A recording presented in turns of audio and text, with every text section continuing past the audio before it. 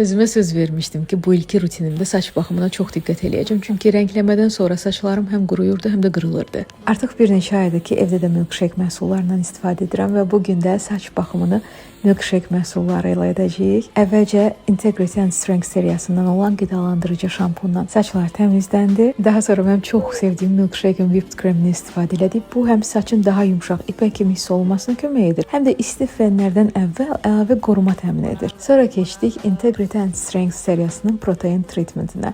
Deməli, saç telini proteinlə dəstəkləyən intensiv qulluq məhsuludur bu. Həm kimyəvi prosedurlardan və istilikdən zədələnmiş saçların da daha möhkəm görünməsinə kömək edir. Sonradan yenidən saç şampunla yuyuldu və eyni seriyanın xüsusilə boyalı və istilikdən zədələnmiş saçları üçün uyğun olan kondisionerdə istifadə edildi.